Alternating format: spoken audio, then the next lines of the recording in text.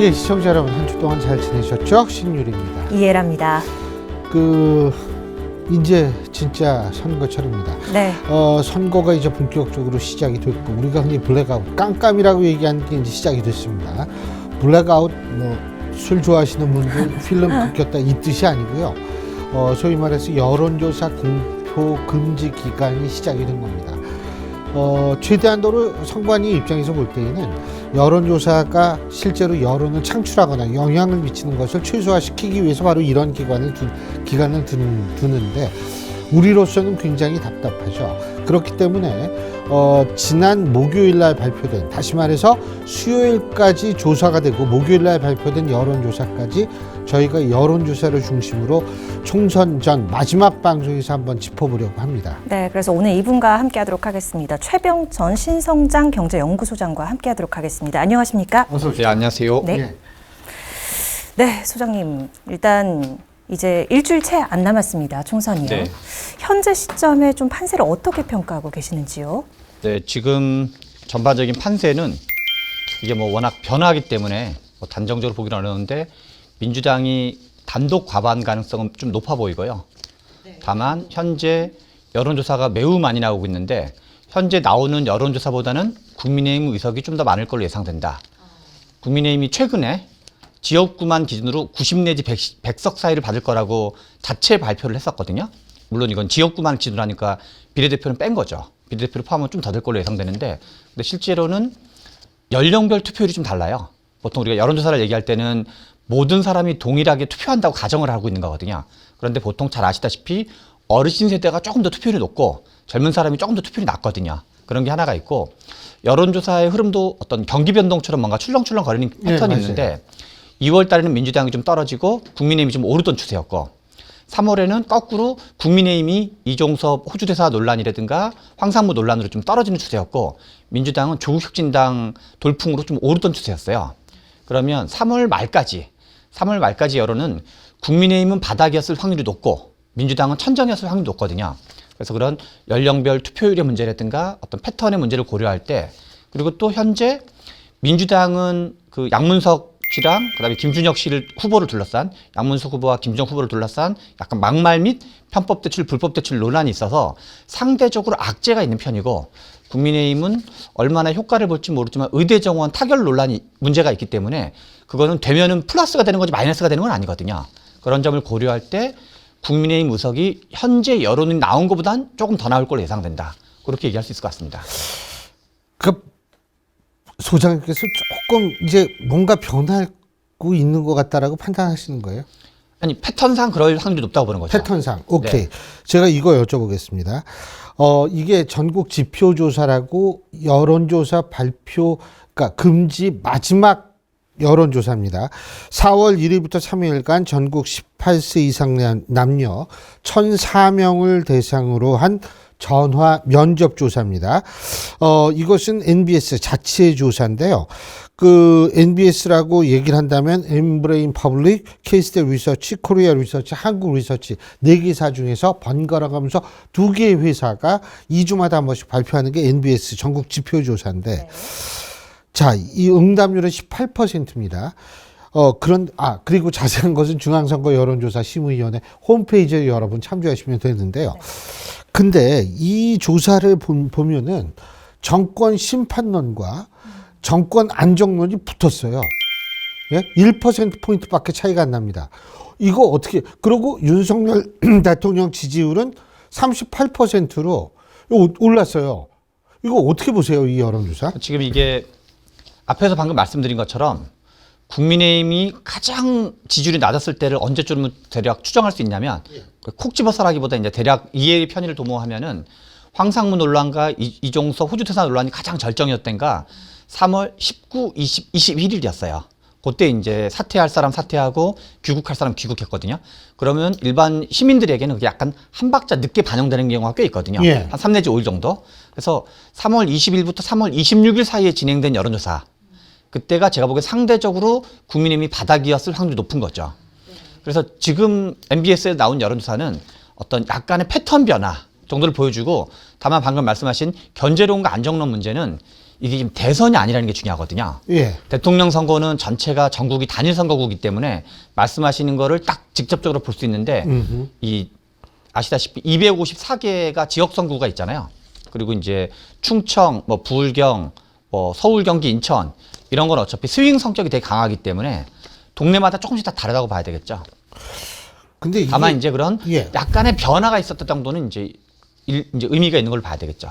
그럼 거꾸로 이게 조그만 4, 5일 정도 템포가 늦게 반영이 된다면 지금 김준혁 후보의 그 성 관련 그 막말 논란. 막말 논란. 네. 그다음에 저 양문석 후보의 소위 말하는 편법 대출, 불법 편법 대출 의혹 이런 문제는 그러면 지금 완전히 반영 안 된 거 아니에요? 지금 그거는 아시다시피 우리 언론에서 계속 언론이 나오고 있잖아요, 기사가. 예. 그래서 이 정도 끝난다 했으면 다른 게 또 나오고 이 정도 예. 끝난다면 다른 게 또 나오고 있기 때문에 그거는 ING로 봐야 되는 거죠. 예. 민주당에서 공식 입장은 양문석 후보는 알아서 해결하고 후보가 알아서 대응을 하고 김준영 후보는 민주당이 사퇴를 권고했어요. 예. 그걸 거꾸로 말하면 김준영 후보는 타격감이 세다는 얘기예요. 예. 당 차원에서 영향을 받고 있다고 판단한 거죠. 타격감이 세다. 그렇다고 예. 본 거죠. 양문석 후보에 비해서. 그런데 예. 양문석 후보가 이후에 지금 금융감독원에서 이러저런 조사를 발표하겠다는 거니까 편법인지 불법인지 발표하겠다는 거잖아요. 예. 그런 것의 영향. 그러면 이게 이제 불법을 했다 그러면 유권자들이 느끼기 좀 달라지거든요. 아, 그래요? 그런 문제가 아무래도 있겠죠. 그리고 이제 지금 김준영 후보 같은 경우도 이화여대 총동문회 같은 데서 아예 시위를 열겠다는 거예요. 집회 같은 걸 하겠다는 거거든요. 집회 한 모양이에요. 그런 걸 하면 이제 아무래도 이슈가 좀 더 커지는 거고. 그래서 아마도 현재 민주당에서도 이게 사과 정도로 그칠 수 있는 건지 여론의 추이를 본다고 봐야죠. 그러니까 영향을 미치고 있는 건 명백하고 왜냐하면 사과를 하거나 중앙당에서 대응하면 이슈가 더 커지는 측면도 있거든요. 예. 그래서 일단은 좀 뭔가 이 정도 선에서 마무리되기를 염원하면서 대응하고 있는 건데 사태의 추이에 따라서 중앙당이 개입할 가능성도 배제할 수 없는 거죠. 사퇴까지도. 물론이죠. 왜냐하면 최근에 우리가 보여줬지만 지금 사퇴래요? 바로 후보 등록한 뒤에 사퇴한 후보가 한 명 있잖아요. 세종시 예, 이영선 예. 후보. 아니 근데 이건 뭐 사전표 다음에 사퇴하면 뭐 이건 별 의미 없는 거 아니에요? 의미가 크죠. 한석을 잃을 건지 경합 지역에 있는 다른 것까지 영향을 미칠 건지 판단이니까 더하기 빼기를 하면 실은 적절한 시점이라고 판단할 경우 그 후보의 사퇴가 더 바람직한 게인 경우도 있을 수 있는 거죠. 적절한 시점이라기보단 더 놔둬서는 안 될 어쩔 그렇죠. 수 없는 시점 아니겠어요? 맞습니다. 같은 말입니다. 그리고 소장님이시라면 어떻게 하시겠어요? 저라면 그러니까 지금은 약간 그 경계선에 있는 것 같아요. 현재 시점은. 그런데 사태가 조금 더 악화된다 그러면 여론에 악화조짐이 있으면 빨리 조기에 개입해서 공천을 철회하는 결단을 내려야 되는 걸 고민해야 될 타임이다. 지금 본격적으로. 그러면은 사퇴를 하거나 만약 이렇게 되면은 그래서 조치를 취하면 올라가요 다시? 다시 올라가는 게 아니라 악화되는 걸 막는 거죠. 악화되는 거? 그렇죠. 민주당 입장에서는. 그 기억하시겠지만 2012년 박근혜 비대위원장과 한명숙 대표가 서로 각각의 양당의 리더였는데 그때 김용민 씨 막말 있잖아요. 제가 지금 태어나서 지금까지 정치권 막말을 통틀어서 가장 황당무계한 과도한 막말인데 뭐 입에 담기도 뭐할 정도 방송에서. 그런데 지금 나오는 막말이 대충 다 그래요. 제가 보기에는 뭐 그때 거에 비해 이제 레벨이 그래도 좀 다른 예. 것 같은데. 근데 그때 정치권은 2012년 김용민 막말에 대한 학습 효과를 어느 정도 가지고 있다고 봐야 돼요. 그래서 그때 2012년 총선이 끝난 다음에 김용민 막말을 적절하게 대응하지 못해가지고 수도권 인근에 20석, 30석 이상은 날라갔다라는 컨센서스를 갖고 있거든요. 그거는 지금도 많은 사람들이 기억하고 있기 때문에 이번에 김준영 후보권이 제가 보기엔 조금 더 심한 건으로 볼 수 있는데 양문석 후보권도 여러 가지 문제가 있긴 하지만 아마 당 지도부에서도 그런 고민을 하고 있지 않을까 싶습니다. 이제 선거 막판을 향해 달려가고 있는 시점인데 이 중도 무당층 혹은 투표 유보층이 좀 움직일 이런 향방에 대해서는 어떻게 보고 계세요? 이게 실제로는 우리가 이제 각종 언론에서는 뭐 무당파가 몇 명이다, 부동층이 몇 프다 이렇게 해서 막 크게 이제 얘기를 하는데 실은 투표율이 지난 대선 기준으로 77%였고 지난 총선 기준으로 66%였어요. 총선 기준으로 66%는 얘기는 국민 중에 34%는 투표를 안 한다는 얘기예요. 그 평균이 57.2거든요, 총선은. 근데 이제 최근에는 다 올라오긴 올라왔어요. 제가 투표율을 통해서 다 외웠는데 54, 58, 66이었거든요. 그래서 실은 이제 많은 분들이 투표하는 거기도 해요. 외국 선진국만큼 투표하는 거긴 한데 66%가 투표했다는 얘기는 거꾸로 말하면 34%는 투표 안 했다는 얘기거든요. 그래서 보통 우리가 이 시기에 보는 부동층의 대부분은 그분들이 상당 부분 더 많은 게 일반적이에요. 그래서 다만 이제 오차범위 이내에 있는 혼전 지역이 워낙 많기 때문에 한 그 지역이 4, 50개는 최소한 되고, 그래서 거기서는 한쪽에서 2, 3%더 올라가고 한쪽에서 2, 3%더 떨어지면 순위가 다 뒤바뀌는 거잖아요. 그런 점에서 사람이라는 게 마음이 바뀌는 분이 있고 새로 유입되는 분이 있기 때문에 그런 것까지 염두에 두고 마치 살얼음판을 걷듯이 신중하게 움직이는 게 맞는 거죠. 그 지금 이해라 기자가 그 얘기 끝냈으니까 제가 갑자기 생각이 나는데 한국갤럽에서는 이제 지난 대선 때부터 사후 조사라는 걸 하지 않습니까? 근데 지난 지방선거 2022년 지방선거 사후 조사를 보면 당신은 언제 지지후보 결정했습니까? 42%가 선거 일주일 전부터 결정을 한 거예요. 그러니까 일주일, 5일, 1일 당일 결정한 사람도 19%가 되더라고요. 소장님 보실 때 이번에도 그럴까요? 대체로 그런 거는 비슷하게 나오기 때문에 예. 다만 우리가 사후 여론조사에서 당신은 후보를 뭘 보고 결정했냐 라고 하면 가장 많이 나오는 게 뭐냐면 정책 보고 결정했다고 얘기를 해요. 근데 그거는 우리가 안 믿겨지잖아요. 안 믿겨지죠. 선거를 뛰어본 사람은. 예. 그래서 그 답변 자체가 약간 바이어스가 있다고 봐야 돼요. 예를 들어서 골수 민주당 지지자이거나 골수 국민의힘 지지자인데 이미 그 사람들은 마음이 되게 강하거든요. 근데 내가 여기 혼내줘야 되겠다 마음을 다시 한번 먹는 시점이 있거든요. 그러면 그분들도 일주일 전에 결정했다고 답변할 가능성이 상당히 많고 약간 다른 예로는 헌법 개정의 필요성을 물어보면 국민들이 우리나라는 4년 중임제 개헌이 필요하다고 답변하는 게 거의 70 내지 80%에 가까워요. 그래서 정치권에서는 모범 답안이다 이 말씀이죠. 그렇죠. 그래서 정치권에서 그러면 이슈를 한 10개 정도 한 다음에 뭐 예. 민생, 일자리, 규제 개혁 뭐 어떻게 쫙 한 다음에 복지 강화, 뭐 한반도 평화 이런 거 한 다음에 개헌을 하냐 집어넣잖아요. 보통 개헌이 맨 뒤에 있어요. 그래서 여론조사에서는 비율은 나오지만 강도가 안 나와요.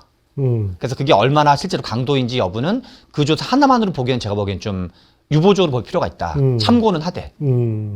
제가 지금 말씀드린 여론조사는 선거 관련 여론조사이긴 하지만 지난 2022년 지나간 거고 이게 어떤 특정 정당 관련하지 않기 때문에 관련돼 있는 여론조사가 아니기 때문에 중앙선거 여론조사심의위원회 홈페이지를 참조하셔라 이런 말씀을 안 드린 겁니다. 오해하실까 봐 제가 말씀드립니다. 네.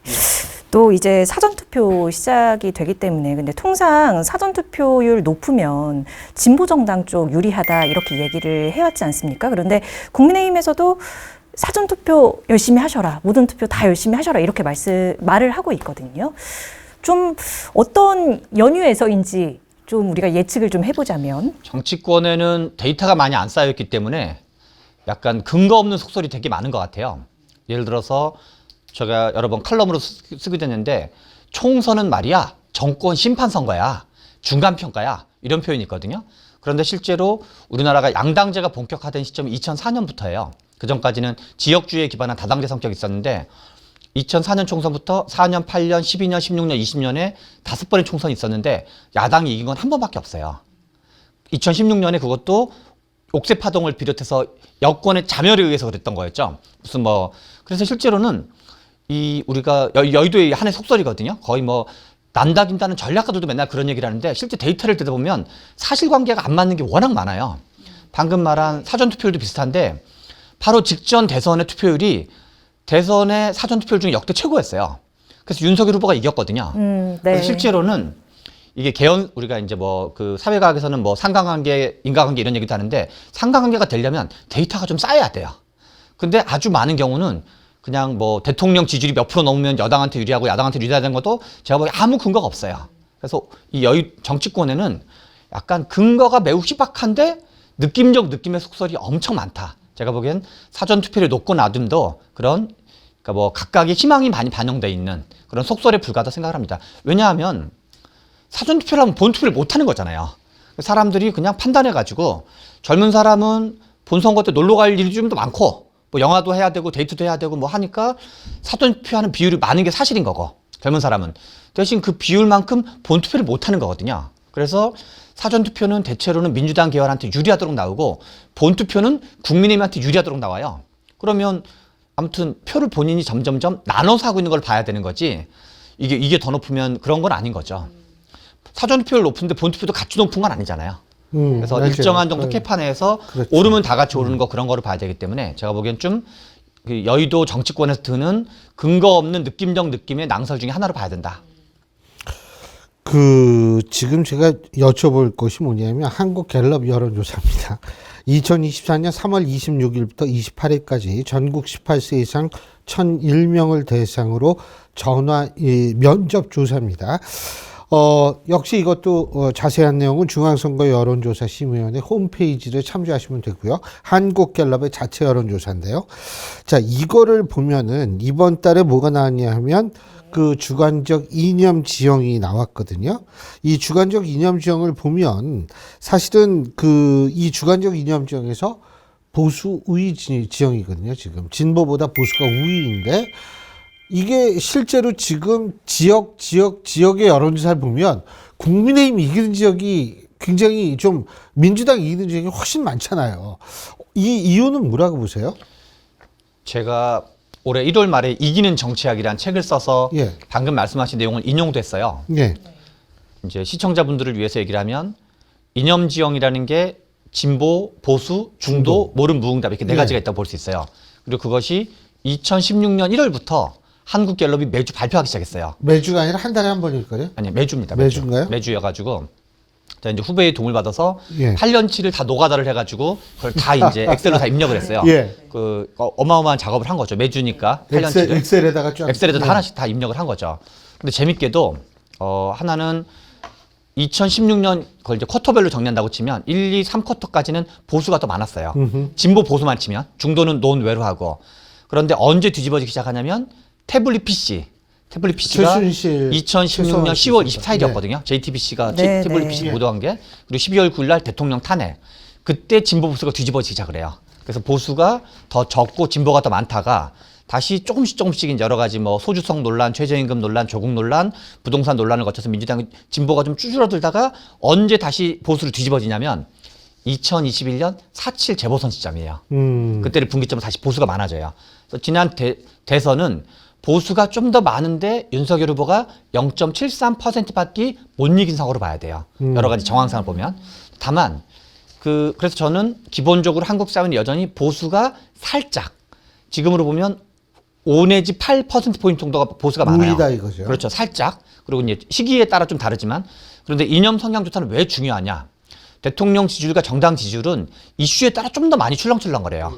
그런데 두 분도 마찬가지겠지만 국민들 대부분이 진보, 보수, 중도가 뭔지 학문적으로 연구해서 자기 입장을 정하는 국민은 없을 거거든요. 없죠. 주관적이죠. 느낌적 느낌으로 내가 진보 성향 정당을 지지하면 진보라고 답변하고 보수 성향 정당을 지지하면 보수라고 답변하는 건데 그렇죠. 그래서 이거는 주관적 이념 성향이고 다르게 말하면 속마음 정당 지지율로 해석할 수 있다.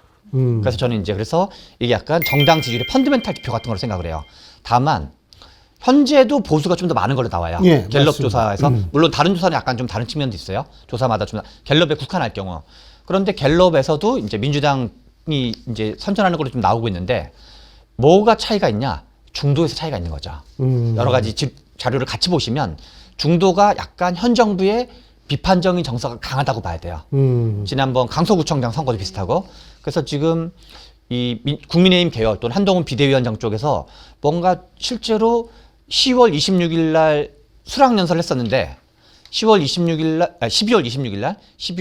날 처음으로 한동훈 비대위원장이 해가지고 며칠 전에 이제 딱 100일이 됐었거든요.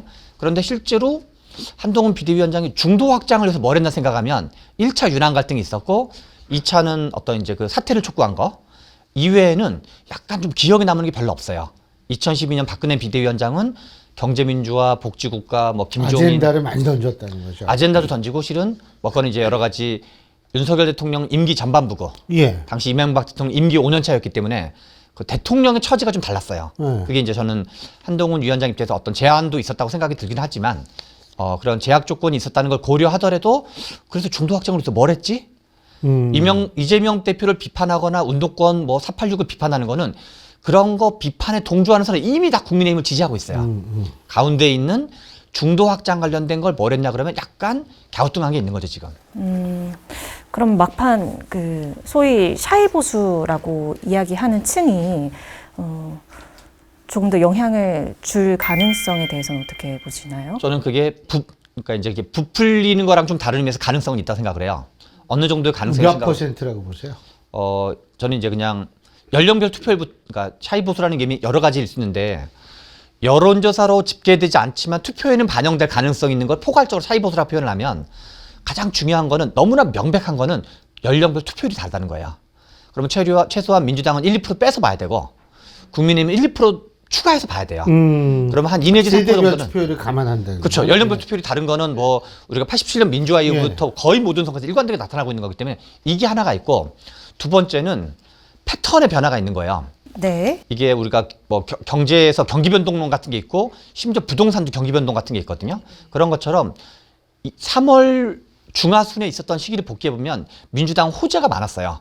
조국혁신당 돌풍이 민주당이 가장 강력한 호재였고 국민의힘 계열에서는 황상무 논란과 이종석 논란이 가장 어떤 악재였던 거죠. 그래서 국민의힘은 대체로 떨어지던 추세였고 민주당은 대체로 오르던 추세였거든요.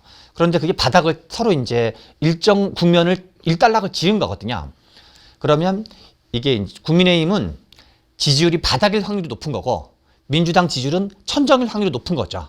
그러면 상대적으로 약간 우리 주가도 마찬가지잖아요. 바닥을 친다. 그걸 보통 뭐 기술적 반등 이렇게 표현하기도 하는데 그럴 가능성이 있는 거고 세 번째는 지금 여론조사가 이제 여론조사 전문가의 일부의 이제 분석이기도 한데 여론조사가 워낙 많이 진행되고 또 ARS라든가 전화면접이라든가 외국 같은 경우 이제 ARS를 안 하는 나라도 많이 있거든요. 그래서 우리나라는 아무튼 이제 ARS 방식도 많이 하는데 이 응답률이 낮은 조사에서는 민주당이 다 높게 나오고 대체로 응답률이 높은 조사에서는 민주당이 낮게 나오는 게 거의 모든 조사의 패턴으로 나오고 있거든요. 그 얘기는 체계적인 바이어스가 약간 있을 수 있는 거죠. 여론조사의 방법론 자체에서 발생하는 바이어스가 약간 있을 수 있기 때문에 그런 것까지를 고려하면 국민의힘이 예상한 것보다는 조금 더 좋게 나올 가능성이 있다. 그런 점에서 샤이 보수를 몇 프로라고 단정할 수는 없지만 일정 비율로는 존재한다고 봐야 된다.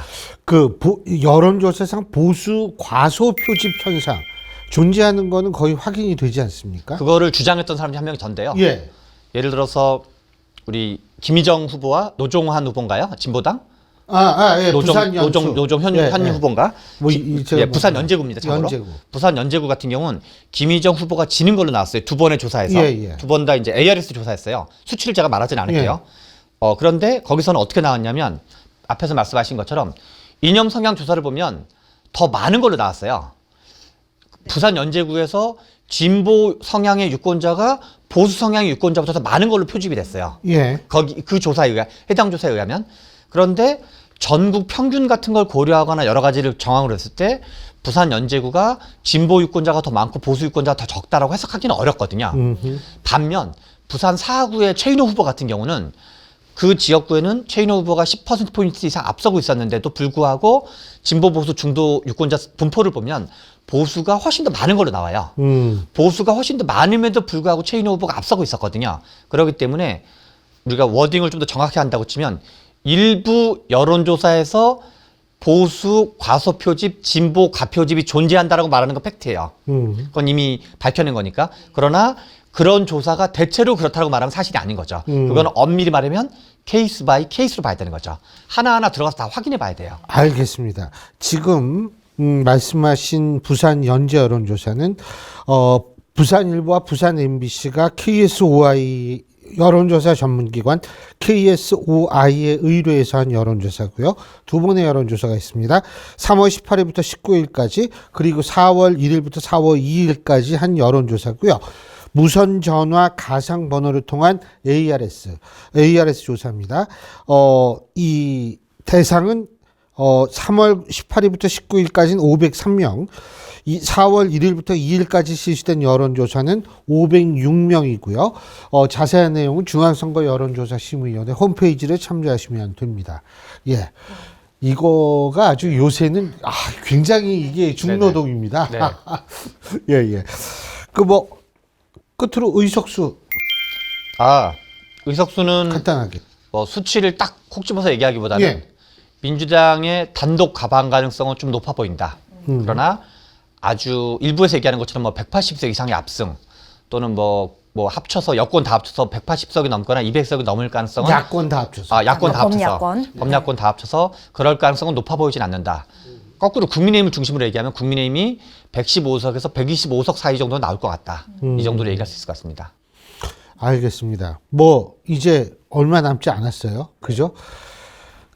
아마 이 정치평론 하시고 이런 분들은 속으로 내가 맞춰야 되는데 이렇게 생각을 할 텐데. 저는 이미 뭐 한번 세게 질러가지고 한번 틀려가지고요. 예, 이미. 예.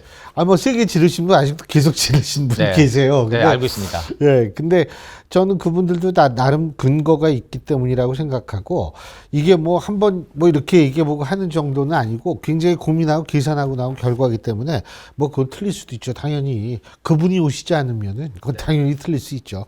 근데 어쨌든 저희가 지켜보겠습니다. 앞으로 상황 여부에 따라서 우리 선거 끝난 다음에 또 한번 모시고서 좋습니다. 네. 얘기 한번 들어보죠. 오늘 말씀 여기까지 듣죠. 고맙습니다. 고맙습니다. 감사합니다. 감사합니다. 예, 사전투표 금요일, 토요일 이제 실시가 되는데 여러분들 사전투표 얼마나 하셨는지 모르겠습니다. 근데 사전투표든 본투표 날이든 투표를 하시는 게 좋습니다. 물론 저는 투표를 안 하는 것도 정치적 의사 표현 중에 하나라고는 생각합니다만 하지만 우리가 투표를 해야 되는 이유 왜 그런지 아세요? 나중에 따지려면 우리가 할 일하고 따지는 것이 훨씬 설득력 있지 않나요?